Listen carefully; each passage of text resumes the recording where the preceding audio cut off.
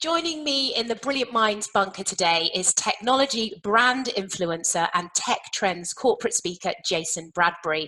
Welcome to the bunker, Jason. Thank you. Although I'm looking across at your area and thinking that's uber cool, and it is really, no, yours is very, it's very Richmond, it's very sort of Southwest London, and I'm very jealous because what Alice won't tell you is that she just popped outside to her own garden before we started recording this and got some fresh mint from the garden. I might have a uber-duber postmodern bunker, but we haven't got fresh mint. So there are advantages and disadvantages. But this is where I do my live broadcasting. This is why it looks like this, folks, which I guess we're going to get onto, which under lockdown has become the way that we've all been communicating. And I just wanted to dress it up a little bit because I do a lot about sort of technology and gaming and futurology. So hence the look. Well, that's a really good place to start, actually, Jason, because we know people are working from home. They've all got their home offices. But in terms of virtual technology and communication, what should we be purchasing for our home studios, as it were, or our home offices? That's a great question, actually, because sometimes you can circle the plug hole without actually getting to the point. Okay, so if you want to make an impression, and why wouldn't you? Why wouldn't you if you are an executive or you have aspirations to do well in whatever company you work for, whatever company you run, why wouldn't you put the same care and attention into how your virtual environment looks as you would maybe how your office looks or your corporate brand? Or maybe your own jacket and tie combo. You know, we all are aware of the importance of how things come across. And I think we're going to find it increasingly important to project that in the virtual space. So obviously this isn't virtual, this is real. I mean, within the virtual means of communication that are now going to become so dominant. I mean, it's extraordinary. I've been predicting the move to a greater emphasis on life-work balance that would mean less days in the office. Fewer companies spending huge amounts of rent on big posh properties in the centre of metropolitan areas, recognizing a kind of co-working, flexible way of working, using whatever communication platform enables them to do that. In this case, it's Zoom. But we could also talk about virtual reality at one point if you want to go there. I'm happy to sport this at some point and meet you in a virtual office space. So the need to get that all looking on brand, I think, has never been more pertinent. And so I would say a good digital SLR camera, if you want to be just really nuts and bolts, a DSLR camera as opposed to a webcam, because it has much better optics and lets more protons into the lens by virtue of its size. Some form of encoder, Camlink by Elgato is one. There are lots of other examples. A relatively powerful PC, otherwise you start to get things slowing down a little bit, but most modern laptops can do it now. Some really good lighting. I've got 3-point lighting, okay? I don't actually look this good in reality. It's lighting. And the fact that I'm covered my enormous ears up with headphones. That's a thing. Wear headphones, as Alice is demonstrating. Why? Because you can then use a nice directional condenser microphone, a very intimate mic, so that you don't hear everything going on around you. Would you know, when you started talking, Alice, my two boys started to have an argument above me. You don't know that. I heard it. You didn't hear it, hopefully, because of the intimate nature of the mic. Can you see the difference between this sound and this, which we're more used to when we're sitting back and we're using laptops? And they're, by their very nature, the microphone on a laptop or a smartphone is designed, not a smartphone so much, but a laptop, to listen to lots of different things. Whereas this microphone is very, very directional. I've got a pop shield on it so I don't go, which is really not nice. That and tidy up the background. Think about where you are. Think about the look and the environment and light it. Cushions, whatever it be, whatever makes it look nice. A nice sofa, a bit of leather, a bit of a backdrop, nice painting, maybe the company logo properly lit. Or a Space Invaders machine, which is what it looks like. You've got to have a Space Invaders machine. I mean, obviously my audience is quite diverse, so I work a lot with corporate. In fact, I'm just embarking, as you know, because you were instrumental in starting my corporate speaking career with the 1,000-Year Decade, the speech that has served me so well for the last 10 years or so. But I also do a lot of gaming and kind of millennial content about retro gaming and all that sort of stuff. And I do that via various platforms, but normally Twitch, which is a very interesting up and coming platform, traditionally associated with gaming. So less relevant to, I'm guessing, your audience here today, but interesting in that it's diversifying. All these platforms are diversifying to meet the need of the new virtual meeting culture. Well, it's interesting you mentioned virtual meeting culture, because I want to know what you think, how virtuality is going to change the way we live and work. I mean, what do you see, I don't know, five, Great 10 years from use. now? Great use of the word virtuality. Really lovely umbrella term that encompasses all things that have a virtual element to them, meaning that we're not physically in the same room, and also encompasses the actual act of virtual reality and what will be the more popular sort of modus operandi, which will be augmented reality. And of course, as you know, the difference, virtual reality is a total immersion in a virtual world. So you're, in a TIE fighter playing Star Wars, and you are Princess Leia, or whoever you fancy. Not fancy, I mean fancy being. And augmented reality, the difference is the real world is still there, but you augment it with virtual assets. So if we met at a conference, your name, Alice, would be floating above you, some information that would make me seem, on the ball, and like I remembered meeting you and all the rest of it, or maybe notes from the conference speaker, or maybe a huge circus tent that has transformed the rather drab NEC room that we're in into a circus, while the main speaker uses that as an analogy to talk about how business is like a circus. I'm just making this up. What do we need for that to happen? Well, we need things like, not the HTC Vive that I just showed you. I didn't have these prepared, by the way. I just have all this around me. That's the other advantage of working at home. This is the Oculus Quest. This is a game changer. £399. Really immersive, high quality HD VR. Really good tracking and controllers, so that you can be completely immersed in the experience. We need that for augmented reality. So that's VR. We need AR. And there are some very, very convincing rumors that Apple are about to drop an augmented reality pair of shades. Wow. So, I mean, you talk about these things, there's, products like this are already on the market, but how soon is that? How close is that for a corporate setting? I mean, so what I mean by that, I'm aware that I'm going off piste, but there's a route back. There's a point to this, right? Because it all seems pie in the sky. It all seems crazy, unless you, like me, like a mantra, study exponential growth, which until COVID-19, no one really understood, except people in the finance sector and mathematicians. Now everyone's aware what exponential growth looks like, because we've witnessed it from the beginning of something that was a rumor in February to a global pandemic because of the exponential nature of the virus, right? Well, technology, as you know, moves in the same way. It does concretely follow rules like Moore's law, which is the one that most people know, with the doubling of processor power every 18 months, halving in size, halving in cost, halving in energy consumption. That's extraordinary. That means that what we now have with this remarkable piece of kit, which is the Samsung S20 Ultra with its 108 megapixel camera. I mean, it's what? This thing, I could focus this on my very attractive retro-looking mouse here, and I could make a digital model of that mouse using that camera. There's a brain flipping idea for you. And then I could bring that into some 3D software, and I could then look at it with my virtual reality goggles from a phone. So technology is moving very, very quickly. And when it gets to the point where someone like Apple, a significant player, or Facebook or Microsoft drop a really comfortable pair of seemingly normal glasses, but the ones that are capable, possibly via a mobile link to that, via Bluetooth or Wi-Fi to that, can then augment my world with basic assets. It won't be long with the exponential nature of growth every 18 months until 4 years later, I've got full, almost, computer game level graphics or CGI movie graphics augmenting my run, showing me with a huge big hand, because that's what I like, to show me where to go when I'm on the triathlon or whatever it be. Does that make sense? Yeah. And what that means for events, it means another layer of me as a communicator standing on stage and showing you the company accounts or whatever it is that we've got at the conference in really interesting and interactive ways. And when you think that wearing glasses, the whole world's going to be wearing glasses, really, you're just saying that because you're, specky four eyes. I'm like, no, honestly, this is bizarre. Holding a bar of soap that I paid over £1,000 for, by the way, that's ridiculous. That's abstract nonsense. Having a pair of glasses that are fixed to your face in a comfortable way and augment the real world, that's seamless. And you see the stages, they line up, they start.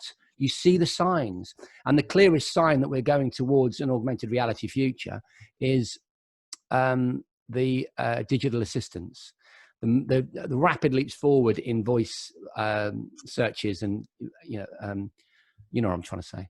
Yes, Voice yes, yes, yes. communication. The Yeah, fact that the device in your kitchen, you can ask it what the recipe is for, you know, chicken, whatever it is, and it'll tell you. The very fact that it can hear the human voice and react relatively accurately, although we all know there's some funny examples of it being awful, that's the stage that's required, because actually the visual side of it, we're kind of getting there. We will, of course, get to the point where, because of the exponential nature of growth, where everything's so small it's invisible, and then we'll be looking at retinal projection, but that's maybe 20 years hence. Now, I know you've done quite a bit of work in retail sector. Talk about virtuality with a sort of bent on retail just for a minute or two. I love the retail discussion. Can I just apologize for, I think it might even be the bin men. There's the reality. That's not the virtual reality. That's the reality of having a home office.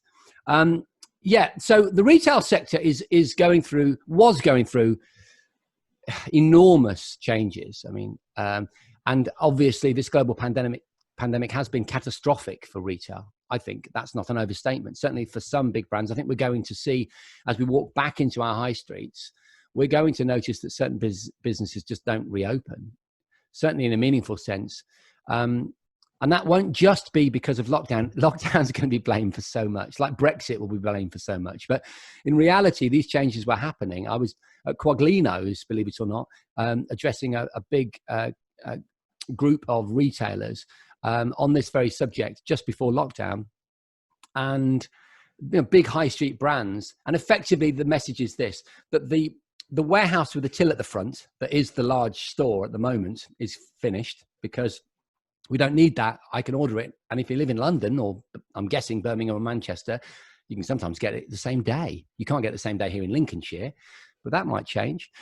If anything, we can look at the delivery industry and its remarkable reaction. It's fantastic military-like reaction to the crisis, as a case in point that we're certainly very in love with ordering things online. So what happens to the high street? Okay, well, we'll get to that in a second. I want to talk about another sector, one of my favorite sectors. I'll never forget. I used to talk about self-driving cars, and people would say, they'd look at me and they'd think, yeah, this guy off the gadget show. It's all gone to his head. What's he on about cars driving themselves? Of course, now it's completely realistic as an idea. Most people have been in a Tesla, for example, which is just one of the many, many brands that offer a car that has all kinds of technology that augments the safety of the driver and is quite capable of driving itself, although exponential growth is like a wave breaking on a beach. It'll all get there. The tide will come in, but certain parts of the beach are a bit later in the process. Make sense? And legislation, insurance, blah, blah, blah, blah, blah, health and safety, they sometimes lag behind, but they'll get there. And cars will drive themselves, and the incredible safety and efficiency gains that come from automated vehicles, be they buses, or delivery vehicles or personal vehicles, will render the high streets a much more interesting place for pedestrians and cyclists, a much safer, cleaner space, more space. What are you going to do with that space? The warehouses with tills at the front, they're closing down. More space because of automated cars. You see where I'm going with this? The word is experience. So experiential shopping is where we're headed. What can a shop offer you, apart from the human contact, which is going to become increasingly important, you'll be pleased to know. Great service is never going to go out of fashion. The human interaction is going to become more valuable, if nothing else. That's why there's been a resurgence in vinyl, to look at a kind of macro example. When everything is digital, I can get any track I want instantly on any device. I kind of like the analog sort of, smell of taking the vinyl out of the sleeve. I'm looking, my vinyl's just over there, popping it on the record player, hearing the crackle. That becomes valuable. That's why coffee shops haven't gone to machines that deliver coffee or robots. Well, they have, because I went on an amazing cruise with a robotic bartender. But anyway, the point is they've gone to men with beards and tattoos, and not exclusively, and barista coffee. You get my point? Because we go analog, we go old school when the slickness of the automated response has been evolved to the point where it's normality, right? But experiences. I'm going to give you an example. Box Park in Croydon, great space, huge big shipper containers. In the morning, you go in there, you get breakfast, you eat food, lunchtime, then you go around then it becomes a shopping space. Then they move and you buy a T-shirt or a piece of vinyl, and then the tables are moved and it becomes a concert venue. So it's a multi-use space based around experiences, retail experiences. Another example, Samsung KX. I always talk about this. They must think I'm sponsored by them. I'm not. I've got no. I paid full price for this Samsung phone, regrettably. Samsung KX in Coal Drops Yard in King's Cross. You go in there, all the products are there. You can't buy them, but they're all there. You can experience them. You can sit in a lounge and see what 8K actually means on a screen. You can go to the kitchen table. You might notice the kitchen table with all the kitchen gadgets and a machine that irons your clothes by just hanging them up and all this sort of stuff. It's all there, but the kitchen table's a bit bigger than you might expect at home. And that's because they invite the community in to come and do cooking workshops or yoga classes. They invite local schools to come and do assemblies. You can grab one of these and use it as a spray can on their digital wall. It's experiential. Smart Tech in Selfridges, another great example of experiential shopping where you walk in, lo and behold, the staff in Smart Tech actually know what they're talking about. There's an idea. And there's a reason to shop there. You understand, and not go on to Amazon. And the offering there, they do deals with exclusive brands. And they say, look, give us this pair of glasses with a camera in it exclusively for 6 months. We'll talk to a customer base. We'll get influencers on board. We'll make a real splash about this. And then you can go to Amazon and eBay or whatever it is that you do. So, yeah, that's what we're talking about. Fantastic. It's exciting, isn't it? It is exciting. Yeah. I mean, I just want to turn the conversation a little bit, because I know, and I don't know that our listeners all know this, but 2 years ago, you literally sold your house, you bought a camper van, you took your kids out of school, and you traveled the world for a year. Yeah. Whoa. So what I want to know is what you're talking about now. 2 years ago, did you see pockets of this happening in different countries? Yeah. Or, I did. I saw the experiential retail thing more than anything else. That's obviously because we would be going into retail environments, be it a hotel with a nice shishi strip of shops somewhere or a funky restaurant near a beach. It was retail. And retail is, it's the one area, the one sector that's going to experience massive growth that we all have contact with, because not all of us work in, say, finance, do we, or fintech, or, so basically, this is something that we can all, so it's a good one to talk about because it affects all of us.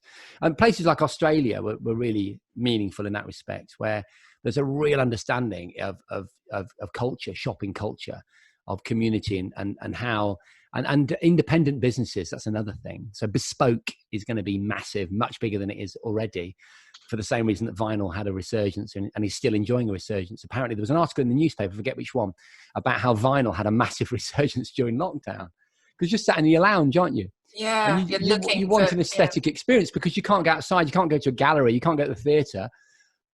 Spotify doesn't do it for you. No. I mean, maybe it does. Convenience of Spotify when you want to go jogging, great. But sitting back in the chair that you spent 1,500 quid on because you love it and it's your little comfy space. Yeah, well, it's Spotify interesting. Doesn't do it. No, it's interesting actually, because vinyl.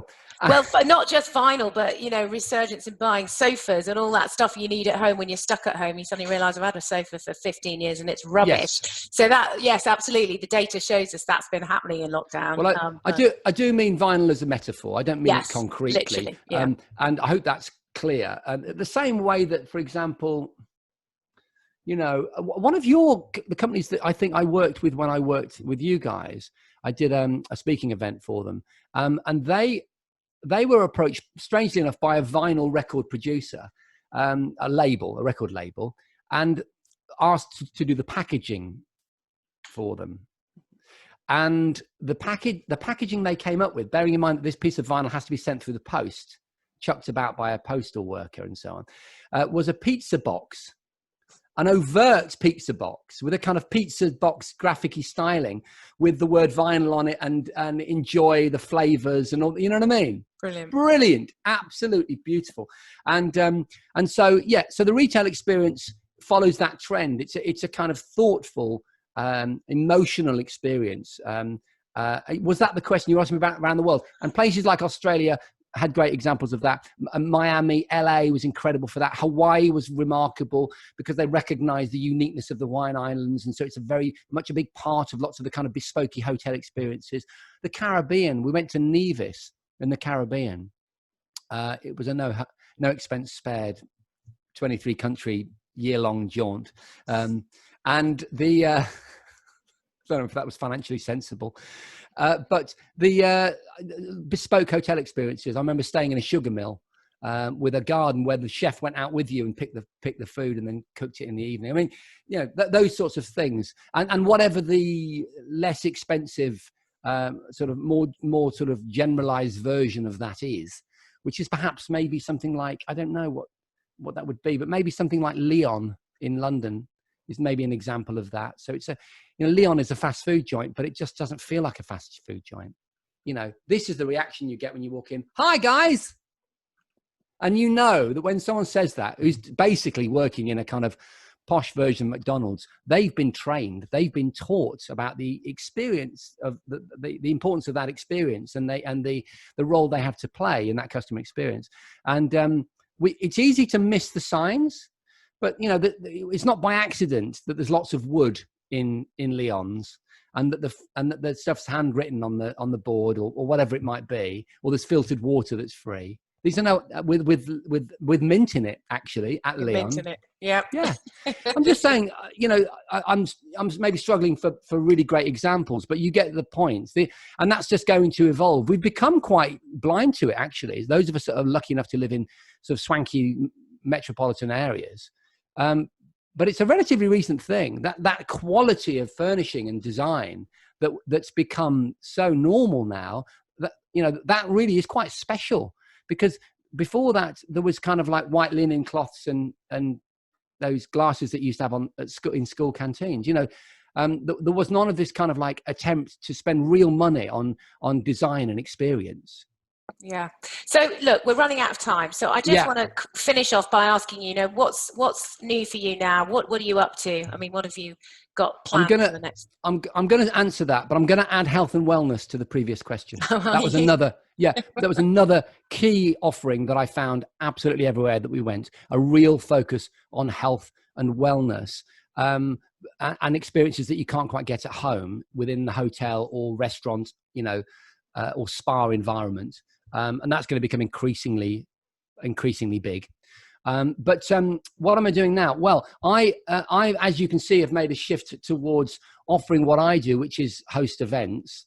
That's my main source of income. I do lots of social media influencing via Instagram and Twitter. In fact, if you'd like to see any of the videos of our trip around the world with us sort of spotting a shark from a drone and finding a snake in the car park and all that sort of crazy stuff, it's Jason Bradbury on YouTube and for all my social channels. But yeah, and I want to improve this, actually. I want to big it up. I want to maybe replace the workshop door with something a little bit more interesting, a means of maybe changing this up. So that'll be interesting. So not green screen, but something physical. And that'll be an interesting thing to explore. And I'm also involved in something called Talk for Pleasure and Profit, which is a new venture, an educational series of videos about public speaking. Which I won't rush to get out based on the fact that the events industry is currently on a big pause, but I'll get there with that. So that's like an entrepreneurial kind of thing that I'm involved with, which is quite unique for me, Alice, as you know, because I generally just kind of, I get invited to gigs and I do them, and that actually prevents me from doing some of the stuff that I want to do, whereas lockdown's given me, and I'm guessing lots of other people, the time to maybe think about those little projects that maybe we hadn't had time to think about before. Fantastic. Well, you're the kind of bloke that I can't imagine is never not busy. So good luck with that. And thanks for giving us a glimpse of how you see the future. And great to catch up with you, Jason. All the best. Great to catch up. Cheers. Cheerio. Bye.